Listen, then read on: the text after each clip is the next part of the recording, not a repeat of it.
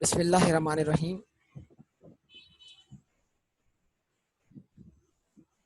तो last class में आपके सामने कैपिटल एसेट के ऊपर बहुत डिटेल बहस हुई और वो पढ़कर हमारे सामने ये स्ट्रक्चर सामने आ गया। इस स्ट्रक्चर को हम दोबारा से देख रहे हैं जरा। ये बेसिकली जो स्ट्रक्चर हमारे सामने बना वो ये है कि कैपिटल एसेट के डिस्पोजल पे होने वाला कैपिटल गेन है जो कि चार्जेबल है एक्रूवल बेसिस पर। ये बात बड़ी क्लियर है। उसके बाद नंबर 2 पॉइंट हमारे पास क्या था? नंबर 2 पॉइंट हमारे पास ये था कि बेसिकली कैपिटल एसेट की टैक्सेशन को समझने के लिए हमने उसको दो हिस्सों में तोड़ दिया। वो कैपिटल एसेट जो कि फॉल करते हैं सेक्शन 37A में, जिनकी कोई डेफिनेशन नहीं है बल्कि स्ट्रेट उनको लिस्ट कर दिया गया है कि ये 6 आइटम्स कैपिटल एसेट है जो कि सेक्शन 37A में फॉल करते हैं। और इसके अलावा जो कैपिटल एसेट इस सेक्शन 37A में फॉल नहीं करते, उनको कैपिटल एसेट बनने के लिए डेफिनेशन में पूरा उतरना जरूरी है। और वो डेफिनेशन हम पिछली क्लासेस में बहुत तफसील से समझ चुके हैं। Capital asset has been defined as property of any kind connected with business or not, but does not include the following: stock in trade, consumable stores, raw material held for business use. ठीक है जी। Depreciable asset और amortizable asset, that is fixed asset and intangible asset held for business use. उसके बाद movable asset held for personal use of a person of or any dependent family member, excluding certain personal assets mentioned in section 38 subsection 5. और फिर उसकी example I हमारे पास और उन examples को भी हमने बुनियादी तौर पे 3 हिस्सों पे तोड़ दिया। इमोल प्रॉपर्टी हमने अलग कर दी, उसमें क्या आया? लैंड आया, पर्सनल बिल्डिंग आई और ऐसी बिजनेस की बिल्डिंग जो कि बिजनेस यूज में ना हो, जो कि डेप्रिशिएबल एसेट ना हो। उसके बाद मूवेबल पर्सनल एसेट्स हैं, ज्वेलरी है, पेंटिंग है, स्कल्पचर है। मतलब ये वो पर्सनल एसेट है जिनको दोबारा इंक्लूड कर दिया गया है एक स्पेसिफिक सेक्शन बनाकर और इनको कैपिटल एसेट मान लिया गया है। तो ये डीम मतलब इनको, वैसे तो ये पर्सनल एसेट थे, पर्सनल एसेट पे होने वाला जो गेन था वो एग्जेम्प्ट होता है, वो कैपिटल एसेट होता है, उसको हम टैक्स नहीं करते। लेकिन आप जानते हैं कि इनको स्पेसिफिकली नाम लेके कैपिटल एसेट बोल दिया गया है। तो अब ये आइटम डिस्पोज ऑफ करके होने वाला गेन आपकी इनकम होगा, उसको आप डीम इनकम मान लेंगे अपने और उसको टैक्स करेंगे कौन से हेड में? कैपिटल गेन के हेड में। अच्छा जी। उसके बाद अदर एसेट आपके सामने आते हैं: shares of private company, share in a partnership firm, membership card, mining rights and so. ठीक है जी। तो ये तमाम बातें आपके सामने यहाँ पर मौजूद है। अब ये स्ट्रक्चर हमने क्यों रखा था कि हम जरा अब इनकी बारी बारी टैक्सेशन को समझ सकें। देखें बुनियादी बातें क्या समझने वाली, सिमिलरिटीज आपके सामने रखते हैं। वो क्या है कि भाई एक तीसरा पॉइंट लिख रहा हूँ यहाँ, तीसरा point,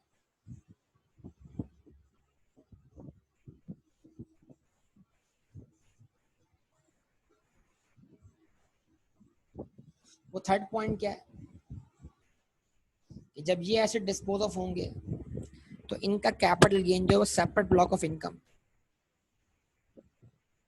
यानी सेक्शन 37A को टैक्स करने के लिए आपके पास सेपरेट रेट मौजूद है।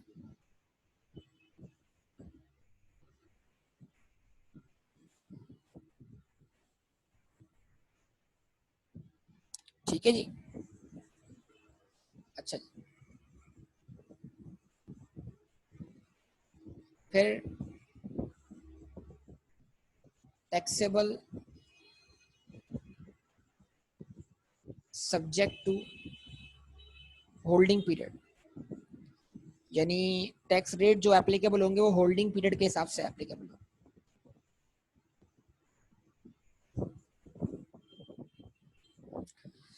अच्छा जी। अगर हम यहाँ पे बात करते हैं किस चीज की अब साथ में इमोल प्रॉपर्टी, तो इमोल प्रॉपर्टी की अगर हम बात करें तो सेक्शन 37A में रहते हुए ये सेपरेट ब्लॉक ऑफ इनकम,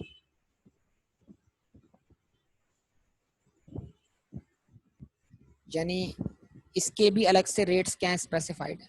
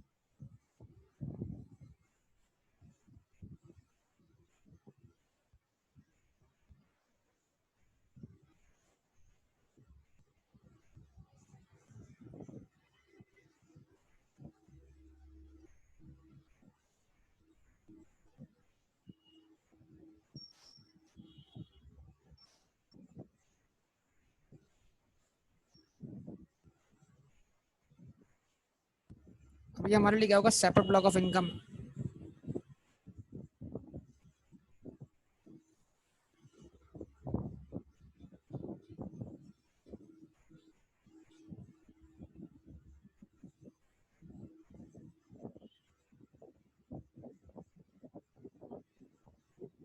ये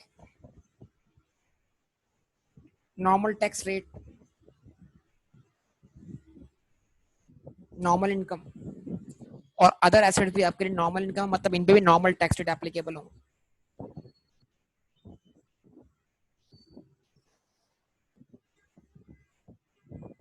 ठीक है जी।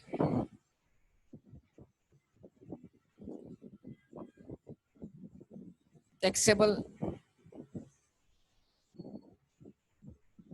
सब्जेक्ट टू होल्डिंग पीरियड, आपने कल पढ़ लिया था लास्ट क्लास में कि अगर इमोल प्रॉपर्टी और आप डिस्पोज ऑफ करते हैं बतौर कैपिटल, तो उसका होल्डिंग पीरियड 4 साल से ज्यादा है, एक्सीड करता है, तो फिर आप जानते हैं कि टैक्स रेट जो है वो सेपरेट ब्लॉक ऑफ इनकम में कितना है, 0%।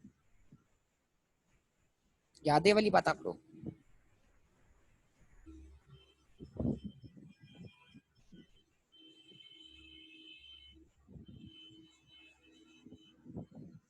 ठीक है जी। अच्छा, अब यहाँ पर क्या बात है जनाब, 25% gain shall B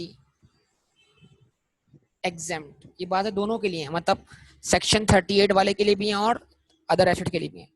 25%, it means that, देखें एग्जेम्पशन जो है वो आपको दो तरीकों से मिल रही है। होल्डिंग पीरियड की वजह से आपको एग्जेम्पशन मिल रही है तो टैक्स रेट में कमी लाकर, लेकिन जो अदर एसेट्स हैं और सेक्शन 38 सेक्शन 5 है, इनके इनके होल्डिंग पीरियड की वजह से आपको जो एग्जेम्पशन मिल रही है ना, वो एग्जेम्पशन जरा दूसरी नौयत की मिल रही है। इमूल प्रॉपर्टी के अंदर दोनों किस्म की एग्जेम्पशन आपके पास अवेलेबल है, मतलब होल्डिंग पीरियड के लिहाज से आपका अमाउंट ऑफ क्या कहते हैं गेन, वो भी एग्जेम्प्ट है, उसके अंदर भी एग्जेम्पशन मिलती है आपको, और टैक्स रेट के अंदर भी क्या मिलती है आपको, कमी मिल जाती है। लेकिन यहाँ पर जो अदर एसेट्स हैं और जो सेक्शन 38 सेक्शन 5 वाले एसेट्स हैं, इसमें क्या होगा, 25% gain shall be exempt.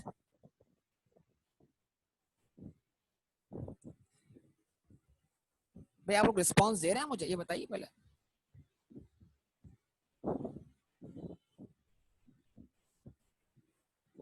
If holding period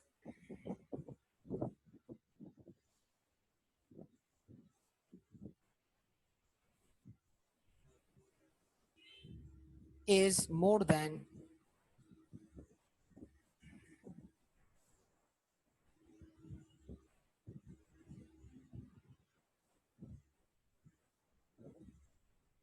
1 year,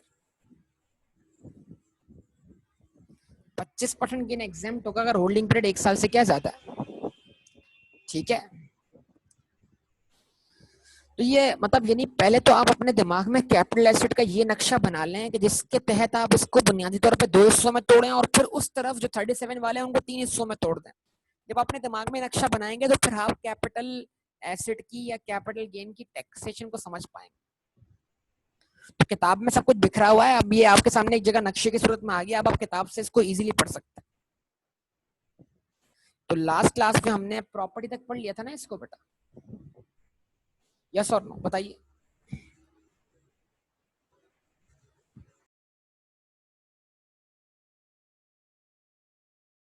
जी जनाब बताइए बेटा, यहाँ तक बात क्लियर हुई आप लोग? अच्छा जी, अब हम चलते हैं कहाँ पर, डॉक्यूमेंट पर, जो कुछ हम कवर कर चुके हैं आपके सामने।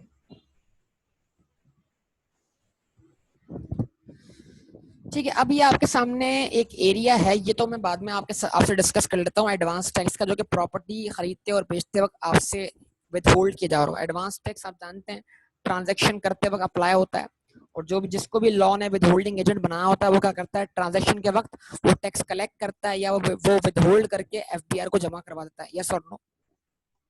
तो इस तरह जिस तरह सैलरी पे करते वक्त एम्प्लॉयर विथहोल्डिंग एजेंट है, इस तरह प्रॉपर्टी खरीदते और बेचते हुए जो रजिस्ट्रेशन अथॉरिटीज हैं वो विथहोल्डिंग एजेंट है, और वो आपसे टैक्स एडवांस टैक्स कलेक्ट करेंगी और वो एफबीआर को पे करेंगी, मतलब वो एफबीआर को आप पे कर दोगे एडवांस में खुद ही सिस्टम बना हुआ होगा उसका, और वो आप बतौर उसकी जो आपके पास CPR होगी, जो कंप्यूटर पेमेंट रिसिप्ट आपके पास होगी, वो आप वहाँ पे शो करोगे भाई मैंने एडवांस टैक्स पे किया हुआ है, जिसकी बेस पर वो आपकी ट्रांजैक्शन को रिकॉग्नाइज करेगा, मतलब यानी कि आपकी ट्रांजैक्शन को एक्सेप्ट कर लेगा और आपके प्रॉपर्टी को एक बंदे से दूसरे बंदे को ट्रांसफर कर देगा। खैर, तो फिल वक्त मैं एडवांस टैक्स की बात नहीं करता कि एडवांस टैक्स से क्या सिलसिला है, वो हम करते रहेंगे साथ साथ। हम जो अभी बात करके आए ना, हम जरा उसकी तरफ आगे बढ़ते हैं। तो समझ लें कि हमने इमूवेबल प्रॉपर्टी के ऊपर बात कर ली है ना, अब हम आगे बढ़ना चाह रहे हैं और हम बात करने चाह रहे हैं किस चीज के ऊपर, इमूवेबल प्रॉपर्टी के बाद वाले आइटम्स के ऊपर। ऐसे ही है।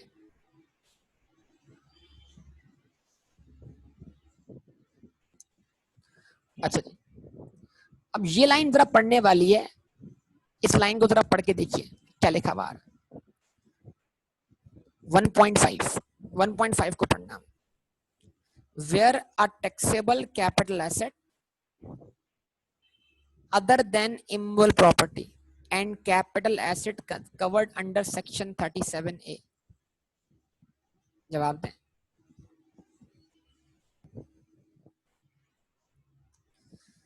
यानी अगर कैपिटल एसेट जो है वो इमूवेबल प्रॉपर्टी और कैपिटल एसेट जो कि सेक्शन 37A में कवर होते हैं उनके अलावा है, तो उनके अलावा कौन से कैपिटल एसेट्स हैं बताइए, उनके अलावा कौन से कैपिटल एसेट हैं बताइए। रिस्पॉन्स दो ना यार, आप लोग ऐसे रिस्पॉन्स के बगैर बात नहीं बनने वाली यार। अभी स्केच क्यों बनाया था कि बात समझ में आया यार। भाई सेक्शन 37 वाले अलग कर दो, फिर 37 में से इमूवेबल प्रॉपर्टी अलग कर दो, फिर दो बचे ना आपके पास 37 के अंदर, एक 38 सबसेक्शन 5 वाले मूवेबल पर्सनल एसेट्स, यस और नो, और दूसरे other assets, shares of private company, shares in a partnership firm, membership card, mining rights, yes और नो, रिस्पांस रिस्पांस। तो इसका मतलब ये लाइन किसके लिए बात कर रही है, लाइन सिर्फ उन दो चीजों के लिए बात कर रही है। ये लाइन किसके लिए, ये लाइन उन कैपिटल एसेट्स के लिए है जो कि सेक्शन 38 सबसेक्शन 5 में बात करते हैं, और अदर कैपिटल एसेट्स जो कि सेक्शन 37 से बिलोंग करते हैं, उनके अलावा जो कहां मेंशन है सेक्शन 37A में, और इमूवेबल प्रॉपर्टी, यानी इमूवेबल प्रॉपर्टी और सेक्शन 37A को छोड़कर ये लाइन तमाम किस्म के कैपिटल एसेट पे एप्लीकेबल है, यस और नो। ये पॉइंट मैंने लिखवा भी दिया। Where a taxable capital asset other than immovable property and capital asset covered under section 37A which is held for more than 1 year, then 25% capital gain is exempt and 75% is taxable. Okay ना, मैं आपसे सवाल करता हूँ, आपके पास shares of private company, सही है बेटा, जो आपने खरीदे 6 महीने पहले और डिस्पोज ऑफ कर दिए। खरीदे आपने ₹1,00,000 के, बेचे आपने ₹2,00,000 के, गेन कितना हुआ, गेन कितना हुआ, गेन कितना हुआ, 1,00,000। होल्डिंग पीरियड कितना बताया मैंने, कितने अरसे में बेच दिया आप,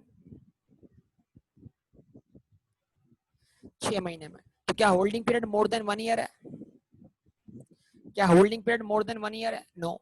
तो अगर holding period more than 1 year नहीं है तो ये पूरा ₹1,00,000 गेन जो होगा वो आपकी नॉर्मल टैक्सेबल इनकम का पार्ट बन जाएगा, यस और नो। ओके, अच्छा जी, आपने शेयर्स परचेज किए ₹1,00,000 के, 3 साल बाद बेचे आपने कितने के, ₹3,00,000 के, गेन कितना हुआ, गेन कितना हुआ, ₹2,00,000। होल्डिंग पीरियड कितना है, 3 साल, यानी मोर देन, मतलब 3 साल नहीं बोलना, मोर देन 1 ईयर है कि नहीं, बस सिंपल ये, holding period more than 1 year है कि नहीं है। अच्छा, अगर holding period more than 1 year है तो फिर क्या होगा, 25% गेन एग्जाम्प्ट हो जाएगा, मतलब 2,00,000 का 25% 50,000, और 75% गेन टैक्सेबल हो जाएगा, कितना, 1,50,000। तो सवाल क्या, आप टैक्सेबल इनकम का पार्ट किसको बनाओगे, 2,00,000 को या 1,50,000 को, क्योंकि 2,00,000 में 50,000 तो एग्जाम्प्ट है, 1,50,000 क्या बनेगा आपकी टैक्सेबल इनकम का पार्ट बनेगा, यस और नो। तो अगर आपने कैपिटल एसेट डिस्पोज ऑफ किया है बेटा अदर देन इमूवेबल प्रॉपर्टी, या वो एसेट जो कहाँ मेंशन है सेक्शन 37A में, इनके अलावा डिस्पोज ऑफ किया है और उसका holding period more than 1 year है, तो 25% गेन एग्जाम्प्ट है और 75% टैक्सेबल। क्लियर? ये सेक्शन 38 सबसेक्शन 5 के लिए भी है और अदर कैपिटल एसेट्स के लिए भी है। अच्छा जी, ओके। उसके बाद however capital loss shall not be restricted and full amount of loss shall be set off or carried forward in accordance with the provisions of losses। अच्छा, आपने शेयर्स ऑफ प्राइवेट कंपनी खरीदे 2 लाख के, बेचे कितने के? 1.5 लाख के। लॉस कितना हुआ? लॉस कितना हुआ? 50,000। लॉस का काम क्या होता है? इनकम को बढ़ाना, इनकम को कम करना।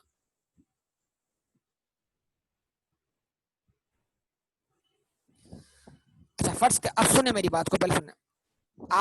आपके पास जो है वो दो मुख्तलिफ कंपनी के शेयर्स हैं। एक कंपनी के शेयर्स आपके पास हैं, शेयर्स ऑफ प्राइवेट कंपनी आपके पास हैं जिनको आपने बेचा 5 लाख का, ठीक है, और खरीदा था आपने उनको कितने का? 3 लाख का। 5 लाख और 3 लाख का डिफरेंस 2 लाख, तो 2 लाख का आपको गेन हो गया, यस और नो? ये एक केस में हुआ। इसी में केस 2 ले आते हैं और दूसरे में आपको 50,000 का क्या हो गया? लॉस हो गया। तो अब क्या होगा? 2 लाख एक केस में गेन है और 50,000 एक केस में लॉस है, तो क्या हो जाएगा?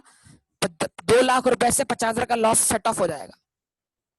यानी कि आप अपने कैपिटल गेन को नेट कर देंगे। मतलब एक आपने जो शेयर्स बेचे प्राइवेट कंपनी के, उसमें आपको गेन हुआ, और उसी टैक्स ईयर के अंदर आपने जो प्राइवेट कंपनी के दूसरे शेयर्स बेचे, उसमें क्या हो गया? आपको लॉस हो गया। तो ये गेन और लॉस आपस में क्या हो जाएगा? नेट हो जाएगा। मतलब 2 लाख का गेन प्राइवेट कंपनी के शेयर्स पर, 50,000 का लॉस प्राइवेट कंपनी के शेयर्स पर, नेट हो गया कितना? हो गया 1.5 लाख रुपए। यस और जवाब दो। अच्छा ओके। अब अगर मैं बोलता हूं कि जो दोनों शेयर्स आपने बेचे हैं, एक पे गेन हुआ 2 लाख का और एक पे लॉस हुआ 50,000 का, दोनों का holding period more than 1 year है, तो अब क्या होना चाहिए इस केस में? अब क्या होना चाहिए इस केस में?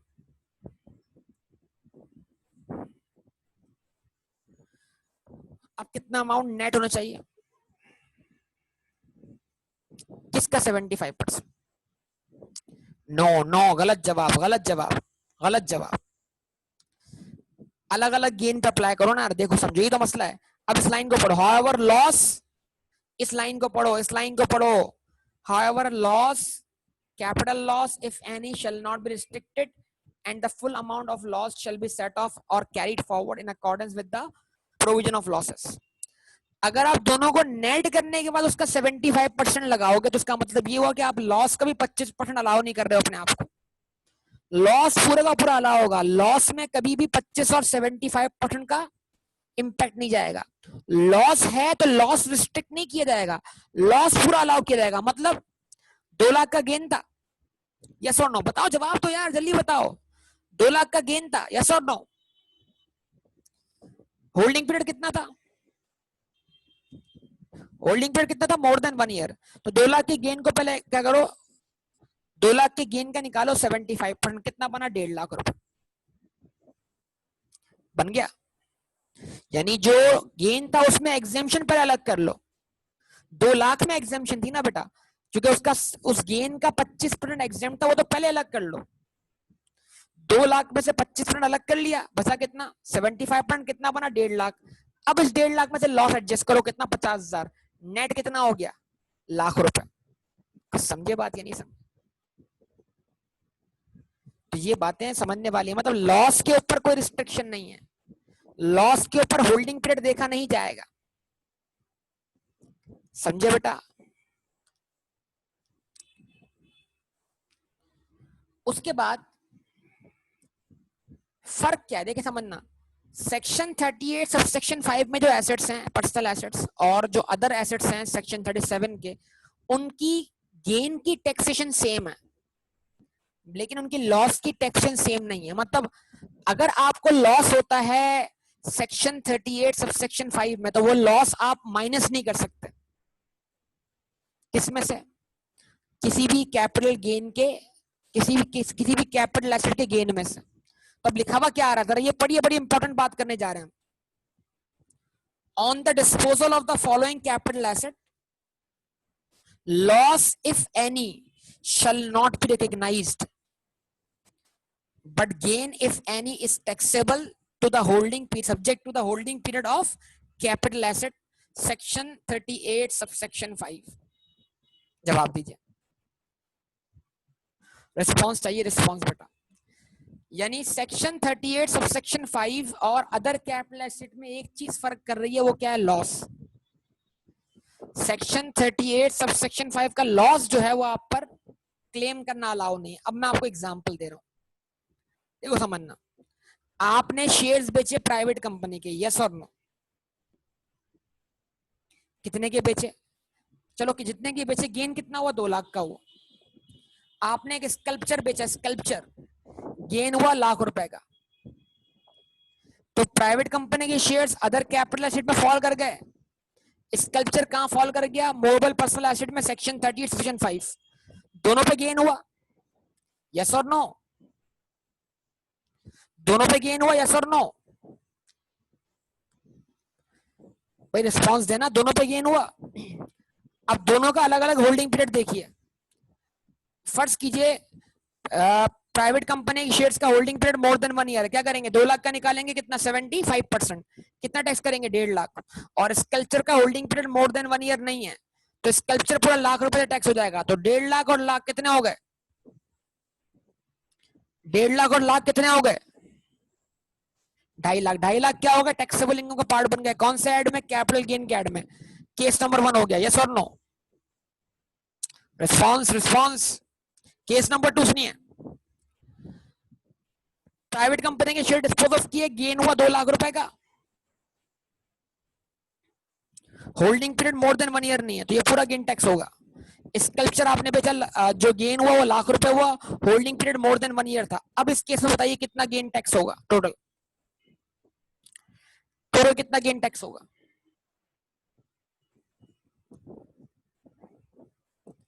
बताइए।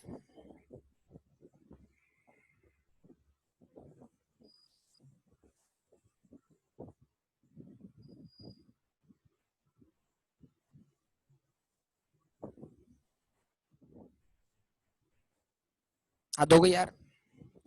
ओ भाई 2 लाख तो पूरे टैक्स हुआ ना। प्राइवेट कंपनी के शेयर्स तो पूरे का गेन जो है तो पूरा पूरा का पूरा टैक्स हुआ ना।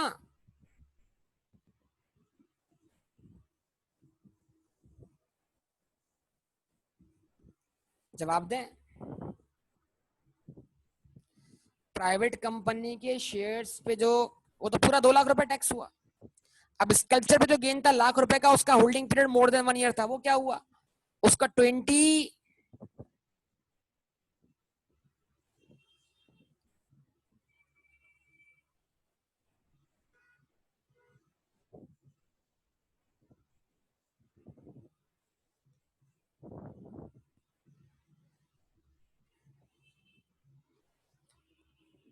उसका 25% एग्जेम्प्ट होगा, 75% टैक्सेबल होगा।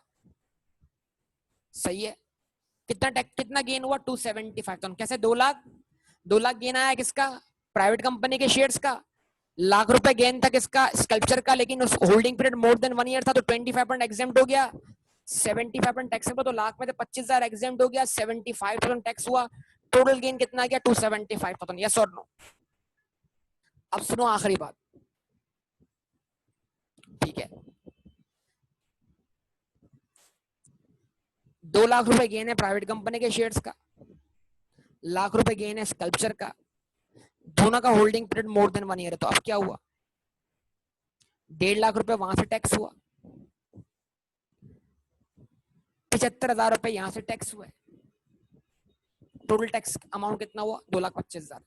मतलब मैंने आपके सामने सारी बातें रख दी यहाँ पर। अब मैं लॉस की बात करने जा रहा हूँ। अब देखो सुनना, आपको ₹2,00,000 गेन हुआ है प्राइवेट कंपनी के शेयर्स पर। आपको ₹2,00,000 गेन हुआ है प्राइवेट कंपनी के शेयर्स पर। Holding period more than 1 year, और आपको 50,000 रुपए लॉस हुआ है स्कल्पचर पर, holding period more than 1 year. अब क्या करोगे? अब बताओ क्या करोगे?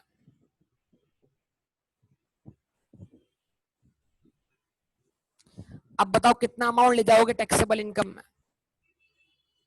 सिर्फ 1.5 लाख रुपए। क्यों 1.5 लाख? कैसे है, गलती मत करना। 1.5 लाख कैसे? 2 लाख का 25% एग्जेम्प्ट और 75% टैक्सेबल। 100 थोड़ी। गलत जवाब, गलत जवाब।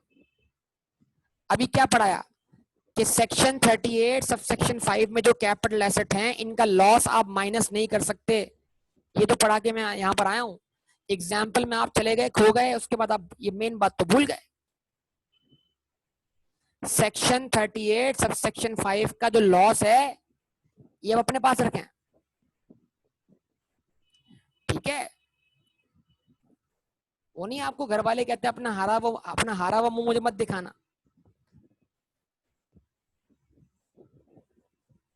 फेल होके मेरे पास नहीं आना। तो इस तरह एफबीआर बोलता है इनका लॉस लेके मेरे पास नहीं आना, इनका लॉस हमें मत दिखाना, हमें नहीं देखना इनका लॉस। सेक्शन 38 सेक्शन 5 में अगर तुम्हें लॉस है तो हमें दिखाना भी नहीं लॉस, खत्म बात। हम इसका लॉस देखना ही नहीं चाहते। तो सेक्शन 38 सेक्शन 5 में लॉस है तो लॉस अपने पास रखो भाई संभाल कर, एफबीआर को नहीं दिखाना लॉस। कुछ समझ रहे हो बात को? तो मैं फिर अपनी एग्जांपल रिपीट कर रहा हूँ। चलो मैं गेन को चेंज करता हूँ। 3 लाख रुपए कैपिटल गेन हुआ, 3 लाख रुपए कैपिटल गेन हुआ प्राइवेट कंपनी के शेयर्स पर, holding period more than 1 year. 50,000 रुपए लॉस हुआ स्कल्पचर पर। अब बताओ टोटल अमाउंट कितना टैक्स होगा कैपिटल गेन के हेड में? जल्दी बताओ, जल्दी बताओ। 2,25,000। बेहतरीन बात कर दी। कैसे? कैसे?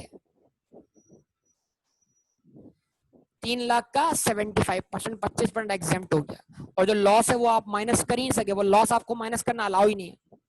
मेरी बात क्लियर? अच्छा एक एग्जांपल और लेते हैं, उलट एग्जांपल लेते हैं, जरा देखें उलट एग्जांपल में क्या होता है। स्कल्पचर आपने बेचा 4 लाख रुपए का, स्कल्पचर आपने बेचा कितने का? 4 लाख रुपए का। सॉरी, स्कल्पचर पे आपको गेन हुआ 4 लाख रुपए का, होल्डिंग पीरियड आपका मोर देन 1 ईयर था। स्कल्पचर पे आपको गेन हुआ 4 लाख रुपए का, होल्डिंग पीरियड आपका मोर देन 1 ईयर था, और प्राइवेट कंपनी के शेयर्स पे आपको लॉस हो गया। वो लॉस हुआ आपको 50,000 का। अब बताइए क्या होगा? अब कितना अमाउंट टैक्स होगा?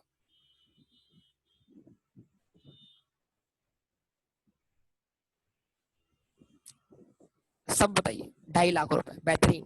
कैसे? स्कल्पचर पे गेन कितना था? 4 लाख रुपए। होल्डिंग पीरियड कितना था? मोर देन 1 ईयर। इस लिहाज से 25% गेन क्या हुआ? एग्जेम्प्ट हुआ। 75% कितना हुआ? टैक्सेबल हुआ। तो 4 लाख का 75% 3 लाख। 3 लाख तो गेन हो गया स्कल्पचर का। प्राइवेट कंपनी के शेयर में लॉस है, तो क्या वो लॉस आप माइनस कर सकते हैं? यस कर सकते हैं, क्योंकि प्राइवेट कंपनी के शेयर सेक्शन 38 सेक्शन 5 में फॉल थोड़ी करते हैं। तो इनका लॉस आप बिल्कुल अलाउ करें, माइनस करें, तो और पूरा लॉस माइनस करें। तो 3 लाख में से आपने 50,000 का लॉस माइनस किया, आंसर क्या आया आपके पास? 2.5 लाख रुपए। 2.5 लाख की क्या होगी बेटा? 2.5 लाख जाएगा कौन से हेड में? Income under what? Capital gain. Yes और नो? तो उम्मीद करता हूँ बेटा ये सारी बातें आपको समझ में आ गई होंगी यहाँ पर। यस और नो बोलिए। कोई डिफिकल्टी हो तो बताइए। मैंने आपके सामने मल्टीपल सिनेरियोज वर्बली रख दिए अब आपके सामने। अच्छा अभी यहाँ पर बात रिपीट कर दी गई है। रिपीट मतलब if the holding period of the above capital asset is more than 1 year, मतलब यानी इन पर भी वो एग्जेम्पशन अप्लाई होगी गेन वाले केस में, लेकिन लॉस लॉस तो इनका अलाउ ही नहीं है। If the holding period of the above capital asset is more than 1 year, then 25% of the gain is exempt. तो ये तो बात एप्लीकेबल है, तो हम सीख चुके हैं पहले ही। अच्छा अब इन पर थोड़ी बात कर लें यार, क्या है? फिर रिपीट कर दो बेटा। Painting, sculpture, drawing, other work of art. अगर ये कोई आर्ट गैलरी बेच रही है तो उनके लिए आइटम क्या है? इन्वेंट्री है। यस और नो? जल्दी बोल, जल्दी बोल दीजिए, जल्दी बोल दीजिए। उनके लिए आइटम इन्वेंट्री है। यस और नो? तो फिर तो उन पे होने वाला गेन इनकम फ्रॉम बिजनेस होगा, वो कैपिटल एसेट की डैशबोर्ड में फॉल नहीं करेंगे। ये दीवार पे लगी हुई पेंटिंग है, घर में लगा हुआ मुजस्मा है, सही है ना बेटा, इस तरह के आइटम। तो ये पर्सनल एसेट हैं, पर्सनल पर्सनल कैपेसिटी में ये लिए गए। तो जब ये पर्सनल कैपेसिटी में होंगे तब ये क्या कहलाएंगे बेटा, ये कैपिटल एसेट कहलाएंगे। ठीक है, कोई मुश्किल बात है? ऐसे ही है ना? ओके, तो माशाल्लाह, तो हमें तो पान खा के भी पेंटिंग करने की आदत होती है। लोग अक्सर बेशतर पान खा के दीवारों पे पेंटिंग कर दिया करते हैं। यकीन माने वो पेंटिंग भी संभाल के रखनी चाहिए। किसी ना किसी दिन किसी को उसमें कोई एब्स्ट्रैक्ट आर्ट दिख गया तो उन पेंटिंग की मालियत जो होगी करोड़ों रुपए होगी, करोड़ों रुपए। कभी आप इंटरनेट पे सर्च कीजिएगा मोस्ट एक्सपेंसिव पेंटिंग्स, तो आपको जो प्राइस मिलेंगे वो सुनकर आप बोलेंगे छोड़ो, सब कुछ पेंटिंग बनाते हैं। किसी को कुछ दिख गया उसमें एब्स्ट्रैक्ट किस्म का, तो फिर तो आपका एक ही पेंटिंग से काम हो जाएगा बेटा, जिंदगी में कुछ करने की जरूरत ही नहीं पड़ेगी फिर आपको। अच्छा जी, ज्वेलरी, ये जो पर्सनल ज्वेलरी है, खवातीन ज्वेलरी पहनती हैं या संभाल के रखती हैं, जो भी है, ये जब सुनार के पास जाते हैं, डिस्पोज ऑफ करते हैं, तो ये ज्वेलरी डिस्पोज ऑफ करने पे कैपिटल गेन होता है बेटा, आसान लफ्जों में। लेकिन प्रैक्टिकली इस गेन को टैकल करना बड़ा मुश्किल है, लेकिन किताबों में है, लिहाजा क्या करेंगे आप, पेपर में आएगा तो आप उसको टैक्स करेंगे। अच्छा, उसके बाद हम आते हैं ये अल्फा, मैं सारे केस समझा रहा हूँ आपको। रेयर मैन्युस्क्रिप्ट, मैन्युस्क्रिप्ट बोलते हैं मखतूत, मखतूत मतलब हाथ का लिखा हुआ, समझे बात को।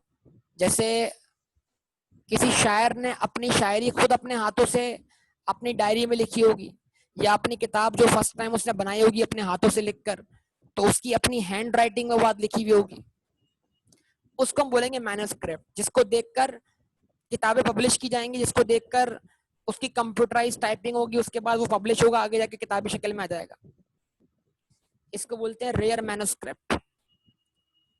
रेयर मतलब मैन्युस्क्रिप्ट तो कोई भी हो सकता है। गालिब के खतूत, गालिब के खतूत बड़े मशहूर है ना, गालिब के खत। फोलियो बोलते हैं पार्ट ऑफ द वर्क को। तो गालिब का दीवान जो है वो क्या है, रेयर मैन्युस्क्रिप्ट है, अगर गालिब के अपने हाथ का लिखा हुआ है। ठीक है जी। और फोलियो गालिब के खतूत हो गए, अगर गालिब के खतूत में से एक खत आपके पास है तो वो भी एक फोलियो है। ठीक है जी। और रेयर बुक, कोई बड़ी पुरानी किताब है, मशहूर किताब है, वो आपके पास है। तो अगर मतलब ये नहीं, इस तरह के आइटम अगर आपके पास है, उनको आप कोई डिस्पोज ऑफ करते हैं, तो होने वाला गेन क्या है, कैपिटल गेन। ठीक है ना? अच्छा जी, पोस्टेज स्टैंप और फर्स्ट डे कवर, वो किसी को टिकट्स जमा करने का शौक होता है, तो उसके पास टिकट जमा हुए में, अब जिंदगी में एक ऐसा पॉइंट आ गया कि वो हॉबी जो है उससे दिल भर गया, तो अब जाहिर सी बात है आपके लिए तो अब हॉबी नहीं रही, किसी और के लिए रही हो। तो हो सकता है कोई बंदा जो है वो आपके कलेक्शन से फायदा उठाना चाहे, वो आपकी कलेक्शन की बॉडी लगा दे और आपका कलेक्शन पूरा का पूरा परचेज कर ले आपसे। तो इसका मतलब क्या हुआ, अगर आपके पास पोस्टेज स्टैम्प्स का कलेक्शन है, तो वो आपने अगर डिस्पोज ऑफ कर दिया, तो होने वाला गेन क्या है, कैपिटल गेन है। अच्छा, फर्स्ट डे कवर क्या होता है? फर्स्ट डे कवर ये होता है कि भाई ओलंपिक्स होने जा रहे हैं, तो ओलंपिक के लिए एक स्पेसिफिक कॉइन इशू किया, या वर्ल्ड कप होने वाला है क्रिकेट का, वर्ल्ड कप के लिए टॉस के लिए कॉइन बनाया। अब वो कॉइन बनाकर उससे पहला टॉस कर दिया, और टॉस करते उस कॉइन को फिर छोड़ दिया नीलामी के लिए। अब जिसने खरीदा बड़ी बोली लगा कर, उसके लिए वो एक तरह से क्या है, फर्स्ट डे कवर है। या कोई नया डाक टिकट का लॉन्च किया, जो पहला टिकट जिसको इशू किया गया, जिस बंदे को, उस बंदे को सबसे मतलब बाकायदा एजाजी तौर पे वो टिकट दिया गया कि भाई फर्स्ट टिकट खरीदने वाले आप हो, तो वो आपको फर्स्ट टिकट इशू किया जा रहा है। या जैसे पाकिस्तान में अगर हम बात करें, नादरा जो आपका एनआईसी बनता है, उस पर जब नादरा का इदारा पाकिस्तान में बना, तो जो पहला शख्स था जिसको फर्स्ट क्या कहते हैं एनआईसी इशू हुआ, तो बाकायदा उसके लिए एक तकरीब बनाई गई थी, और उसके अंदर उस बंदे को बुलाया गया था जिसको फर्स्ट एनआईसी इशू होना था, और उसको ना सिर्फ उसका एनआईसी दिया गया, बल्कि उसको एक बड़े साइज का एनआईसी भी दिया गया। इस तरह आप क्रिकेट में देखते हो चेक देते हैं, चेक बड़ा सा चेक देते हैं दिखाने के लिए, इस तरह वो बड़ा सा क्या कहते हैं एनआईसी दिया दिखाने के लिए, इसको हम बोल सकते हैं फर्स्ट डे कवर है। ठीक है ना? तो इस तरह के आइटम अगर आपको मिल चुके हैं, तो अगर खरीदने में कोई और इंटरेस्टेड हो और आप उसको बेच दें और उस पर आपको क्या हो जाए, गेन हो जाए, तो वो गेन भी क्या है, कैपिटल गेन है। ठीक है। कि बेटा कॉइन और मेडलियन, वही आपके बचपन के स्कूल के मेडल्स हैं, ठीक है, या आपके पास कॉइन कलेक्शन की हॉबी है, अब वो दिल भर चुका है तो किसी और की हॉबी है, उसको आपने अपने सारे कॉइन्स का कर दिए, सेल कर दिए, उस पर आपको गेन हो गया, ठीक है। ये तमाम बातें इसमें आती हैं। और आखिरी चीज है एंटीक। अब एंटीक की कोई डेफिनेशन नहीं है। एंटीक मतलब जो पुरानी भी हो और यूनिक भी हो, ठीक है ना, जो पुराना भी हो और यूनिक भी हो, तो पुराना और यूनिक इज कॉल्ड एंटीक, ठीक है ना। आपके पास हिटलर का रुमाल है जिससे वो पसीने साफ किया करता था, या सर्दियों के मौसम में और बहुत कुछ भी साफ किया करता था, ठीक है, तो वो रुमाल आपके पास है एंटीक किस्म का, तो एंटीक हो गया भाई, सही है। इर्तुगुल की तलवार आपके पास है, इर्तुगुल की तलवार, इर्तुगुल की तलवार, ये भी एंटीक है, यस और नो।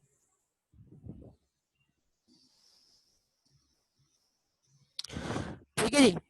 अगर आज आपके पास एक पुराने जमाने का ब्लैक एंड व्हाइट चलने वाला क्या है, टेलीविजन है, जो आज भी चलता हो, तो वो भी एंटीक है। वो पुराने जमाने में वो कहता था बाजा आता था, बाजा उस पर ऐसे सुई उस पर डिस्क लगती थी, उसमें ऐसा है कि सुई लगाते थे, ग्रामोफोन मेरे ख्याल से, तो वो म्यूजिक चलना शुरू होता था। तो आज के जमाने में वो बहुत रेयर एग्जिस्ट करता है, वो भी एक तरह से एंटीक हो जाएगा आपके लिए, ठीक है।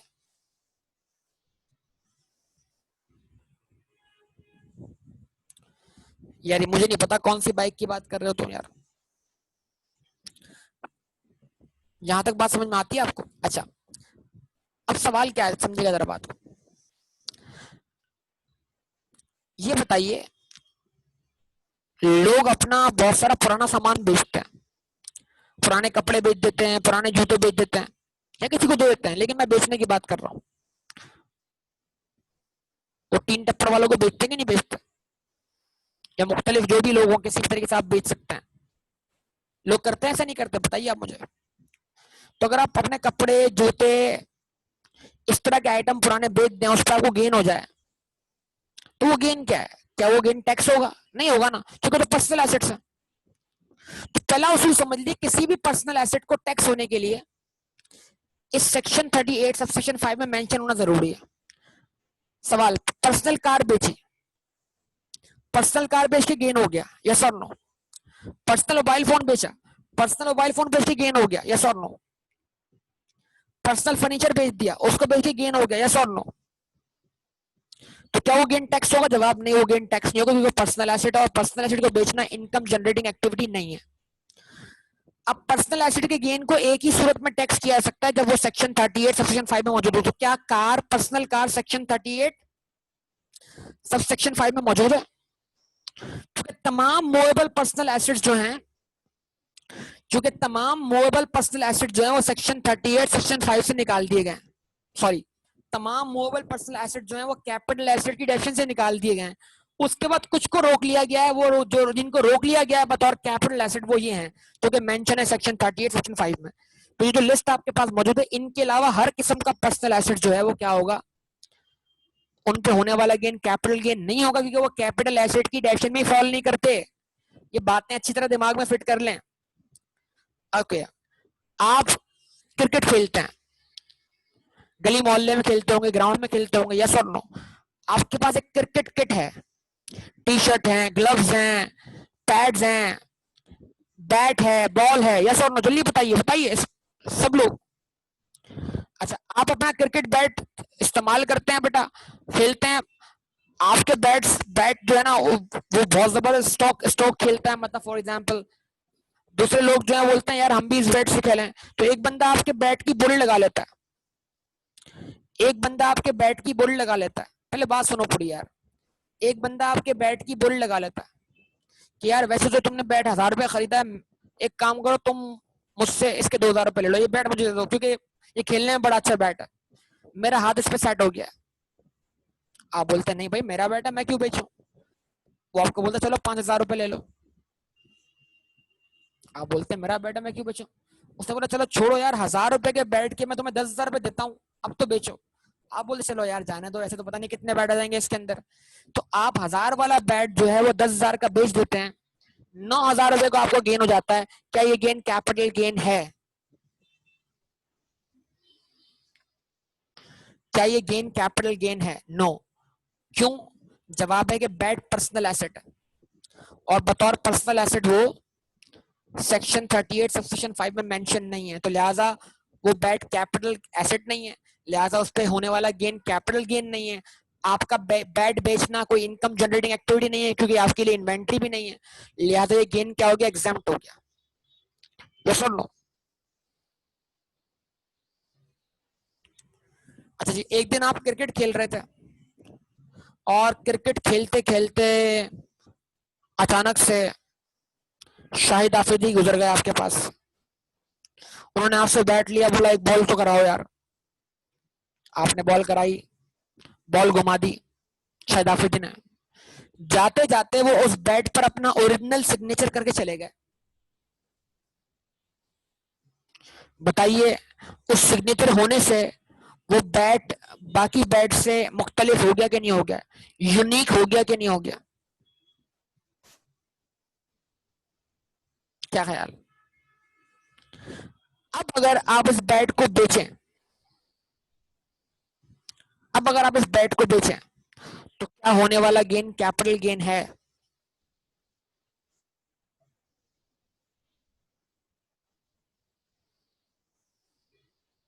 यस, कैपिटल गेन है, क्योंकि वो मुख्तलिफ हो गया ना। मतलब अब शायद, मतलब लोगों के खरीदने की वजह बैट नहीं है, वो खरीदने की वजह क्या होगा? वो शायद अफरीदी का सिग्नेचर है। ठीक है ना? बात समझ में आती है?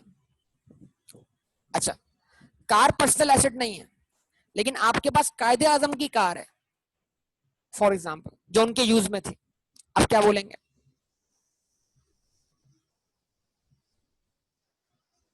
आपके पास कायदे आजम की कार है जो उनके यूज में थी, अब उस कार को अगर आप डिस्पोज ऑफ कर दें, तो क्या है बेटा? वो एंटीक है ना। तो अब कार एंटीक बन के क्या हो सकती है? कैपिटल गेन निकल सकता है, और वो टैक्स हो सकती है। यस और नो बताइए। ठीक है, तो ये सारी बातें दिमाग में अच्छी तरह बिठाएं, इंशाल्लाह इसको कंटिन्यू करेंगे। ये बड़ा इंपॉर्टेंट टॉपिक है, और इसको इसको काबू करना बड़ा मुश्किल बात है, मतलब इसको अच्छी तरह दिमाग में फिट करें। ठीक है, ओके, यहाँ तक बात मुकम्मल कर लेंगे, बाकी इंशाल्लाह अगली क्लास से बात करें। ओके बेटा, अल्लाह हाफिज।